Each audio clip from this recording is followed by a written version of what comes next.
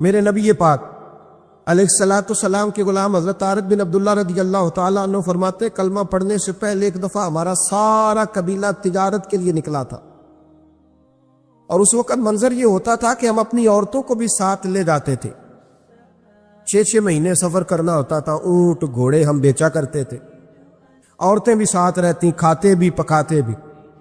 کہتے ایک سفر سے ہم واپس آ رہے تھے تو مدینے کے باہر صحرا میں ہم نے پڑاؤ کیا، اکیلے رسول پاک صلی اللہ علیہ وسلم، کہتے نبی پاک تنہا اکیلے۔ حضور نہ سیر کرتے کرتے ہمارے قافلے کے پاس سے گزرے، خیمے لگے تھے، پڑاؤ کیا، محبوب تشریف لے آئے۔ کہتے حضور سید عالم صلی اللہ تعالی وسلم تشریف لائے، کوئی قبیلے میں سے قافلے میں سے حضور کو جانتا نہیں تھا۔ ایک سرخ رنگ کا اونٹ تھا ہمارے سردار کا جو بکنے سے رہ گیا تھا، بڑا خوبصورت۔ کہتے نبی پاک کو پسند آ گیا۔ حضور پوچھنے لگے تم کون ہو؟ کہا جی مسافر ہے۔ کہاں سے آئے ہو؟ فلاں جگہ سے آئے ہیں۔ کس لیے آئے ہو؟ ہم تجارت کی غرض سے نکلے۔ اونٹ بیچو گے؟ بیچنا ہے۔ کتنے کا سودا طے ہوا؟ اس نے کہا اتنے لینے، حضور نے کہا اتنے دینے، اب بات طے ہو گئی۔ کہتے ہیں لگام حضور نے پکڑی اور فرمانے لگے وہ سامنے میرا شہر ہے جس کا نام مدینہ، وہ میرا شہر ہے، میں ابھی مدینے جاتا ہوں، اپنے غلام کو بیچتا ہوں اور تمہیں آ کے نہ قیمت دے جاتا ہے۔ محبوب گھوڑے کی لگام تھا، اونٹ کی لگام تھا، میں نکیل تھا، میں اونٹ تھا سرخ رنگ کا۔ حضور لے کے جب نکلے نا، تھوڑا سا چند قدم آگے گئے تو ان میں سے ایک شخص بولا، کہنے لگا سردار آپ سیانے لوگ ہیں، سمجھدار ہیں، اس شخص کا نام پوچھا آپ نے؟ قبیلہ پوچھا ہے؟ ایڈریس کا پتہ ہے؟ پتہ ہے کہاں رہتا ہے؟ اتنا قیمتی اونٹ دے دیا۔ وہ سردار بھی کہنے لگا، سارے کہنے لگے یار ان کی باتوں میں اتنی لذت تھی، ان کی گفتار و رفتار اتنی باوقار تھی، مزیدار تھی کہ ہوش ہی کوئی نہیں رہا۔ بھئی ہم پرانے تاجر ہیں، کبھی اس طرح کا سودا کیا ہی نہیں جس طرح کا آج ہو گیا۔ اوہو واقعی کچھ نہیں یاد رہا، کوئی سمجھ نہیں آئی۔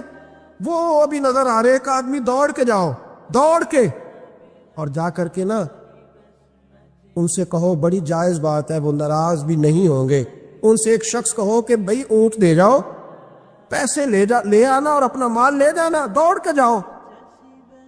ایک شخص دوڑنے لگا تو سردار کی بیوی خیمے کے اندر تھی، پردے کے پیچھے سے بولی، کہنے لگی خبردار کوئی پیچھے نہ جائے، اگر پیسے مل گئے تو ٹھیک ہے، نہ ملے تو میں دے دوں، کوئی پیچھے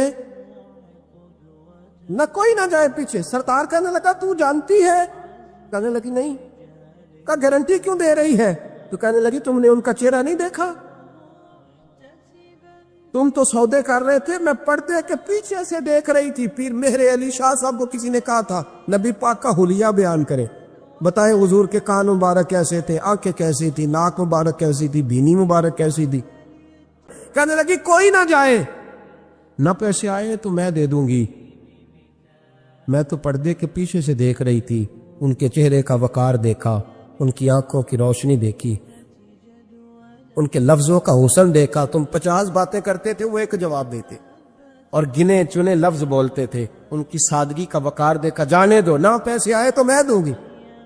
کہتے حضور گئے، تھوڑی دیر کے بعد ایک کالے رنگ کا حبشی غلام آیا، پیسے بھی پکڑے اور اپنی چادر میں نا کھجورے باندھ کے تو پیچھے ڈالی ہوئی، اور دیہاتی لوگ پیچھے نہیں ڈال لیتے، کھجورے ڈال کے پیچھے۔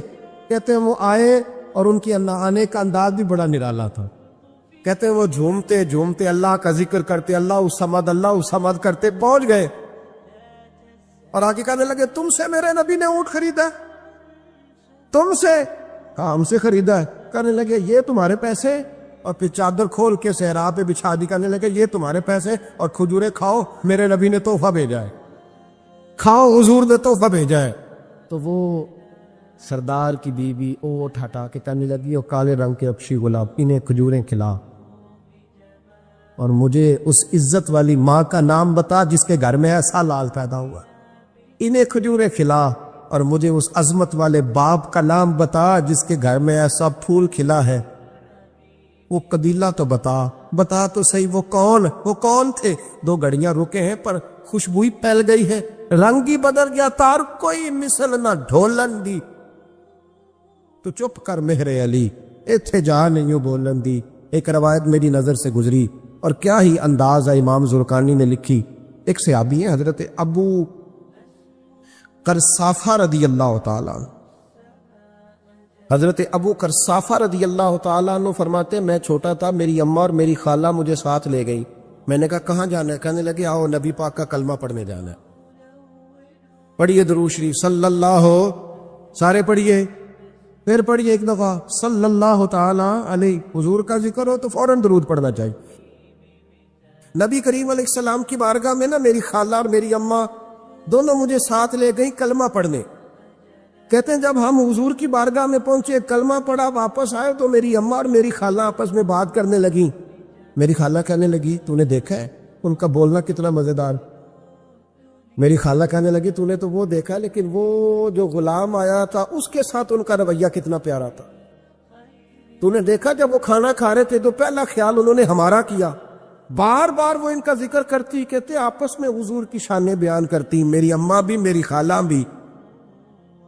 بالآخر بات لمبی ہو گئی تو میری اماں بولی, کہنے لگی بس کر, ہم کتنی عظمتیں بیان کریں گے, مجھے تو 3 باتیں سمجھ میں آئی ہیں. کتنی؟ 3 باتیں مجھے سمجھ میں آئی ہیں. کہا وہ کیا؟ تو کہنے لگی ما رأینا مثل ھذا الرجل احسن وجھا ولا القى ثوبا ولا البنا کلاما. کہنے لگی مجھے تو 3 باتیں سمجھ میں آئی ہیں کہ نہ اتنا خوبصورت چہرے والا کو شخص دیکھا ہے, اور نہ اتنے صاف کپڑوں والا کو دیکھا ہے, اور نہ ہی اتنی میٹھی بولی بولنے والا کوئی دیکھا ہے. تینوں باتوں کی کمال ہے. ظاہری حسن بھی کمال, کپڑوں کی صفائی بھی کمال, اور رسول پاک کا بولنا بھی کمال, لب و لہجے میں مٹھاس بھی خوبصورتی والی. یہ اصل حسن ہے کہ ظاہرت بھی انسان بڑا منزہ ہو, باطناً بھی بڑا صاف ستھرا ہو. میرے رسول پاک علیہ الصلوۃ والسلام کا طریقہ مبارکہ پتہ کیا تھا؟ حضور صلی اللہ تعالی علیہ وآلہ وسلم جب مسجد میں نماز پڑھ لیتے تو حضرت جعفہ رضی اللہ تعالیٰ عنہ فرماتے, بخاری کی حدیث ہے, فرماتے میں مدینہ شریف میں آیا تو حضور نماز پڑھ لیتے تو صحابہ نبی پاک کے پاس آتے اور حضور کا دست مبارک پکڑ کے پہلے چومتے پھر چہروں پہ ملتے, پہلے چومتے پھر چہروں پر. نبی پاک کے صحابہ حضور کے قدم بھی چوما کرتے, قدموں میں جھکا کرتے تھے. یہ تو بھائی اس وقت پتہ چلتا جب کسی سے پیار ہو جاتا, جب کسی بندے سے. میں اکثر مثال دیا کرتا ہوں اکثر کہ کسی کا بچہ پیشاب کرے تو کہہ آتی ہے, الٹی آتی ہے, لیکن اپنا بچہ بالوں میں بھی کر دیتا ہے, پھر کوئی کہہ نہیں آتی چونکہ اپنا ہے نا, پیار ہو گیا ہے نا. اب وہ کیفیت جب کسی سے محبت ہو جاتی ہے نا تو کچھ چیزیں صرف سمجھنے کی نہیں, کچھ چیزیں ایسی ہوتی ہیں جو محسوس کرنے والی ہوتی.